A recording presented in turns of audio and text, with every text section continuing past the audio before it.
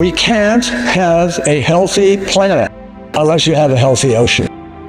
It is linked inextricably together. And so think about what the ocean does for us every single day. The ocean produces roughly half the oxygen that we breathe. It feeds more than 3 billion people. It supports the livelihoods, the jobs for 100 of millions more people. And it carries approximately 80% of global trade, with some negative implications for what happens in the ocean. Perhaps most remarkably, my friends, the ocean absorbs roughly 90% of the excess heat that is trapped on the planet because of greenhouse gas emissions. About a quarter of the carbon pollution that humanity emits every single year, the ocean consumes. In other words, the ocean has actually been acting as Earth's life support system, and it's been protecting us. And the question before us as we come here to Kenya for this important meeting is whether we are willing to protect the ocean in return, because the ocean is sending us a very, very clear message. The science is no longer warning us about a future problem. The science is describing a present reality.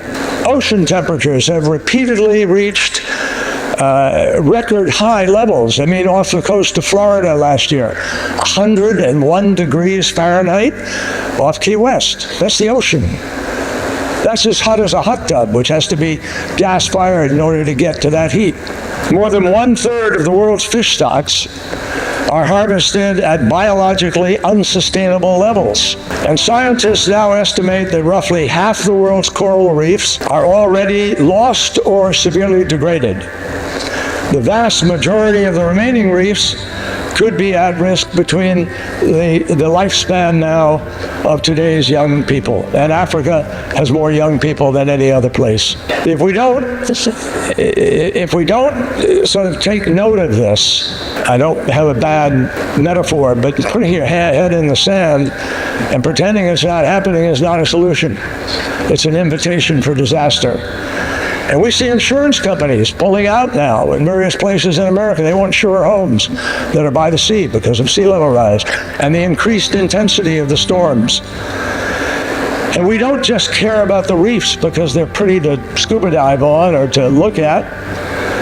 We care because the reefs are essential spawning grounds, important to the life cycle of everything in the ocean. We also care that millions of tons of plastic, you saw it a few minutes ago on one of the photos here, millions of tons of plastic enter the ocean every single year, and it breaks down into microplastics. And almost every human being on the planet is taking microplastics into our bodies. Now, I can't prove it, but you might ask yourself the question of why there's so much more pancreatic cancer. Why is there so much more lung cancer and so forth?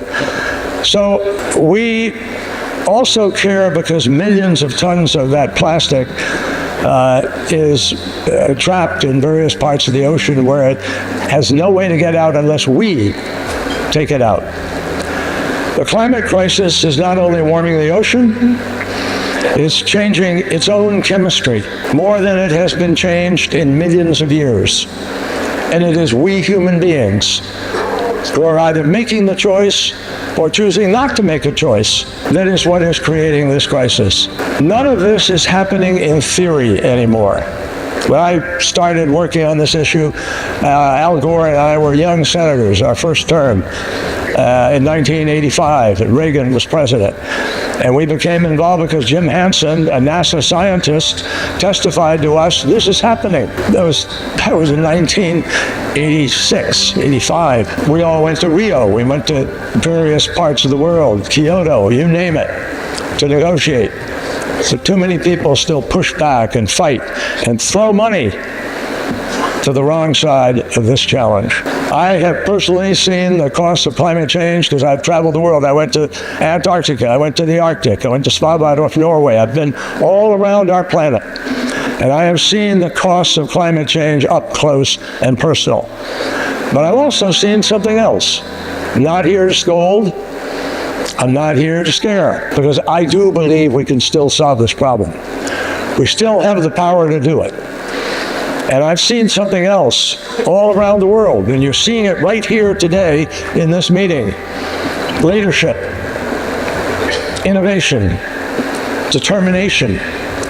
Because while Africa has contributed the least of any part of the world to this crisis, it is increasingly now helping to lead the world's response.